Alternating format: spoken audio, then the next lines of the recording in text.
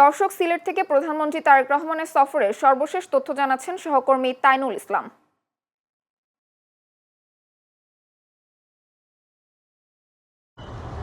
জান্নাত, ধন্যবাদ আপনাকে। আপনি জানেন যে ত্রয়োদশ জাতীয় সংসদ নির্বাচনে নিরঙ্কুশ সংখ্যাগরিষ্ঠতা লাভ করে বিএনপি সরকার গঠন করে পরবর্তীতে দলের চেয়ারম্যান তারেক রহমানকে প্রধানমন্ত্রী নির্বাচিত করা হয়।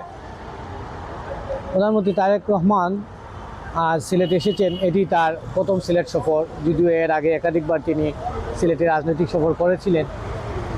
কিন্তু আজকের এই সফরটি শুধু রাজনৈতিক সফর নয়, এটি সিলেটের জন্য একটি উন্নয়নের অগ্রযাত্রা হিসেবে দেখছেন অনেকেই।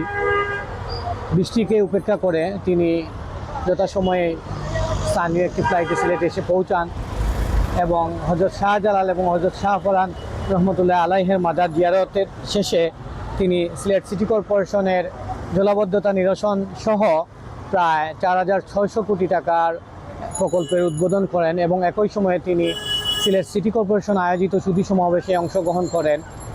পরবর্তীতে তিনি সিলেটের সদর উপজেলা কান্দিগা ইউনিয়নের মাসিক বাজারে বাসিয়া নদীর, যেটি এখন খাল হিসেবে বিবেচিত, সেই বাসিয়া খাল কর্মসূচির উদ্বোধন করেন।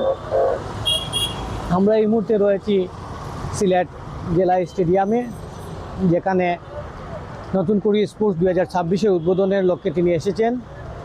বিকেল 3টার দিকে এই নতুন করে স্পোর্টস উদ্বোধন করার কথা রয়েছে। পাশাপাশি বিকেলে তিনি দলীয় নেতাকর্মীদের সাথে এক মত বিনিময় সভায় মিলিত হবেন। তো প্রধানমন্ত্রী তারেক রহমানের সিলেট সফর সূচি এই ছিল আমার কাছে সব শেষ। জান্নাত। তাইনুল, ধন্যবাদ আপনাকে।